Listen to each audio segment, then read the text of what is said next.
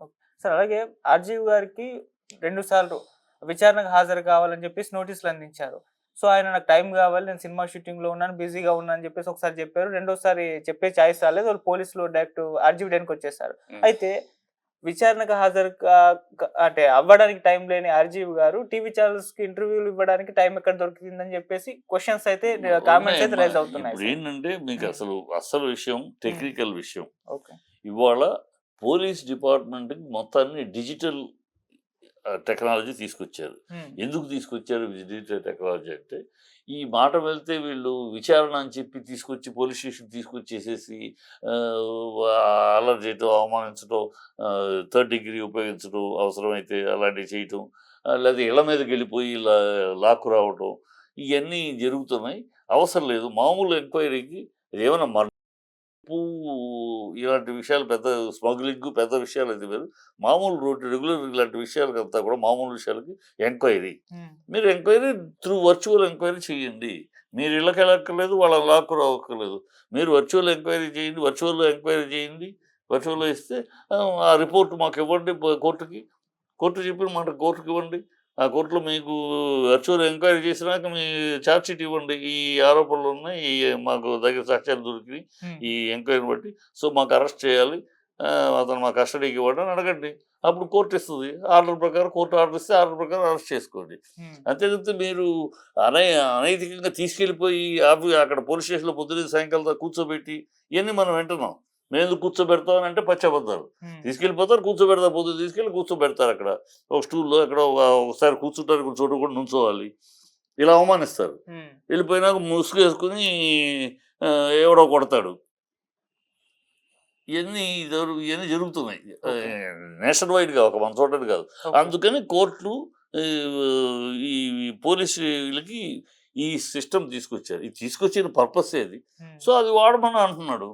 నన్ను ఎంక్వైరీ కదా! ఓకే. మీరు ఎన్ని ప్రశ్నలు కావాలంటే అడగండి. వర్చువల్‌గా అడగండి. హ్మ్. అది కోర్ట్‌కెళ్ళాడు.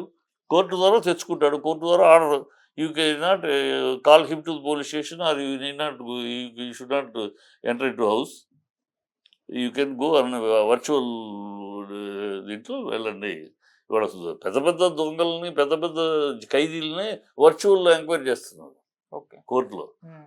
సో, టెక్నాలజీ వచ్చింది. హ్మ్. టెక్నాలజీ వచ్చినాక టెక్నాలజీ వాడుకోవాలి.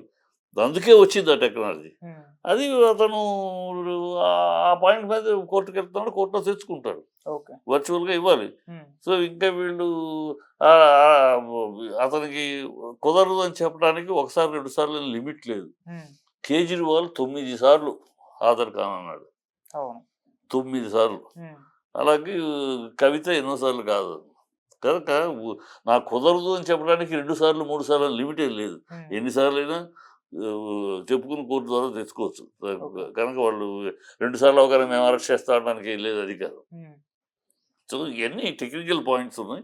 ఇగ అతను విషయం ఉన్నవాడు, విషయం తెలిసినవాడు కనుక ఆ టెక్నికల్‌కి వెళ్తున్నాడు. ఓకే. అంతే తప్పితే అంటే అతను చేసిన తప్పు, ఒప్పులు తర్వాత విషయం. 3 భాగాలు దాంట్లో. ఓకే. ఒకటి అతను చేసింది తప్పా, ఒప్పా. హ్మ్. రెండోది అరెస్ట్ పాయింట్. హుహు. మూడోది వె వెండెట్టా పాయింట్. ఓకే. ఈ తప్పు, ఒప్పులు అనేది కోర్టుకి తెలుస్తది. హ్మ్. ఈ అరెస్ట్ పాయింట్ అనేది టెక్నికల్‌గా అతని హక్కుంది. ఒక ప్రతి పౌరుడికి హక్కుంది. చట్టం నాకిచ్చిన రక్షణ. రక్షణ కవచం చట్టం నాకిచ్చింది. చట్టం నీకే కదా! నాకు చట్టం ఉంది కదా! హ్మ్. ఆ చట్టం నాకిచ్చిన రక్షణ కవచం నేను వాడుకుంటున్నాను కదా! ఓకే. అది అతను చేసుకుంటున్నాడు. హ్మ్. మూడోది వెండెట్టా. మీరు వెండెట్టా చేస్తున్నారు. ఎందుకంటే ఎప్పుడో జరిగిన దాన్ని సినిమాల్లో రాసాడంటే సినిమాలు చేసి సినిమాలో సర్టిఫికేట్ ఇచ్చారు సెన్సార్. అవును. సెన్సార్‌ని అడగండి. సెన్సార్ ఇచ్చిన ఆఫీసర్‌ని వాళ్ళని అడగండి. సెన్సార్ ఇచ్చినాకే రిలీజ్ చేసింది. అంటే సెన్సార్ ఇచ్చిందంటే ఇయన్నీ వాస్తవాలే అనే కదా! కల్పితాలు కాదు వాస్తవాలే. అంటే వాస్తవాలంటే సెన్సార్‌కి వీళ్ళు ఆధారాలు చూపిస్తేనే సర్టిఫికేట్ ఇస్తారు. కాశ్మీర్ ఫైల్స్ 273 క్వెషన్స్ అబ్జెక్షన్స్ ఉంటే వాళ్ళు 273కి ఆధారాలు చూపించారు. హ్మ్. ఆడియో రికార్డింగ్‌లు గానీ, పేపర్ ఫ్లిప్పింగ్ ఆనాటి జరిగినప్పుడు గానీ అన్నీ చూపించే క్లియర్ అయింది. అందుకనే సినిమా రిలీజ్ అయింది. సో, అట్లాగూ ఆధారాలు చూపించాడు. సెన్సార్ వచ్చింది. సెన్సార్ వచ్చినాక మీరెవరు మాట్లాడటానికి? హ్మ్. మీకు కాదంటే సెన్సార్ తోటి మాట్లాడి కోర్టులోకెళ్ళండి. ఓకే. అంతేగాని దాన్ని తప్పు పట్టడం కాదు కదా! సో, ఇయన్నీ అంటే వెండెట్టా. వీళ్ళు ఓకే. కేవలం కక్ష సాధింపు కింద ఓర్వలేకపోతున్నారు. అంటే మిమ్మల్ని పొగిడితేనే మీకు ఆనందం. మిమ్మల్ని ఏమన్నా విమర్శించినా, తప్పు మాట్లాడినా మీరు మాట్లాడొచ్చు. మీరు ఎన్నైనా మాట్లాడొచ్చు. ఒక సీఎంను పట్టుకుని సైకో అనొచ్చు. ఒక సీఎంను పట్టుకుని జగన్ రెడ్డి నేను పాదాలు తొక్కుతా అనొచ్చు. మీరు మాట్లాడొచ్చు. మీరు అధిక ప్రసంగా మాట్లాడొచ్చు. కానీ మీరు మాట్లాడితేనేమో అది వాక్ స్వాతంత్రం, ఇంకోటి మాట్లాడితే బూతులా. ఇవన్నీ ప్రజలు చూస్తూ ఉంటారమ్మా. ఇవన్నీ ప్రజలు హర్షించేవి కాదు. మిమ్మల్ని పరిపాలన చేయండి. పరిపాలన చేయకుండా ఈ డ్రామాలు ఎందుకు? డైవర్షన్ పాలిటిక్స్ ఎందుకు? ఏమి ఒక్కటి చూడండి, మీరు ఒకటి మొదటి నుంచి వచ్చిన కాడి మొదట్లో విజయసాయి రెడ్డిది పట్టుకున్నారు. ఆ తీరా చూస్తే ఆ అమ్మాయి ఆ దంపతులు డబ్బుల కోసం బ్లాక్ మెయిలింగ్ అని తేలిపోయింది. నెక్స్ట్ మనాండి శ్రీనివాస్ పట్టుకున్నారు, దువ్వాడని. దువ్వాడ పట్టుకుంటే అది భార్యాభర్తలు కూడా, ఫ్యామిలీ కూడా బయటికి సంబంధం లేదు, అది పోయింది. నెక్స్ట్ లడ్డూకి వెళ్ళారు. లడ్డు బోగస్ అని తెలిసిపోయింది. హైకోర్టు అంది సాక్ష్యాలు ఉన్నాయా? మీరు ఎలా ఒక సీఎంగా ఉండి ఎలా ఏ ఆధారం లేకుండా ఎలా అనౌన్స్ చేస్తారు? సీఎంనే మందలిచ్చింది, అక్కడ పోయింది. నెక్స్ట్ ఈఎంఐని పట్టుకున్నారు, షర్మిలాని పట్టుకున్నారు. షర్మిలా పట్టు వాళ్ళ అమ్మాయి ప్రెస్ మీట్ పెట్టి, మీకు రాజకీయంగా ఉంటే నా కొడుకు రాజకీయ పని నన్ను ఎందుకు వాడుకుంటారు? ఎప్పుడో జరిగిన యాక్సిడెంట్ని ఇవాళ నా కొడుకు చేయించాడని ఎందుకు అబద్ధ ప్రాపకాండ చేస్తున్నారు? మీకు కావాలన్న కొడుకుతో ఫైట్ చేయాలంటే రాజకీయంగా ఫైట్ చేయండి, అంతేగాని మమ్మల్ని ఎందుకు వాడుకుంటారు? పద్ధతి కాదని చెంప చెల్లుమని వాయించినట్టు చెప్పు దెబ్బలు పెట్టిందాడు. దాంతో అది ఆగిపోయింది. ఇప్పుడు అరెస్టుల పర్వం.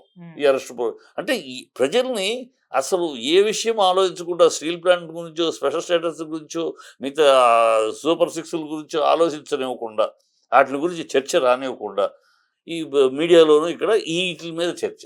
అది డైవర్షన్ పాలిటిక్స్. వాళ్ళు చేస్తున్న దౌర్భాగ్యం అదే. దానికి తోడి వాళ్ళ సినిమా స్టైలు ఎవడికో పుట్టిన బిడ్డ నా బిడ్డ అన్నట్టు ఆ కలెక్టర్ ఆల్రెడీ దాన్ని చిప్పుని సీజ్ చేస్తే ఈయన మళ్ళీ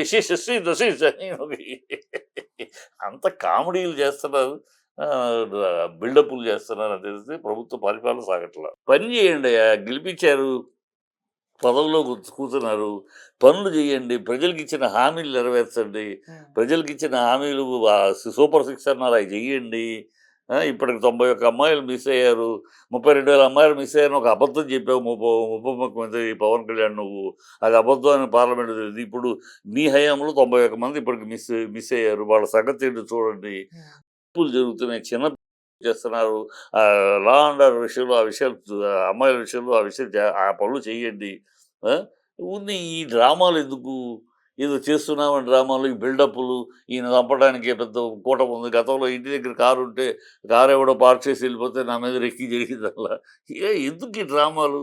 ప్రజలకి ఈ డ్రామాలు అన్నీ పనిచేయవు. ఆల్రెడీ ప్రజలకు తెలుసు. డ్రామాలు చంపడానికి వింటానికి కూడా హాస్యాస్పదంగా ఉంది.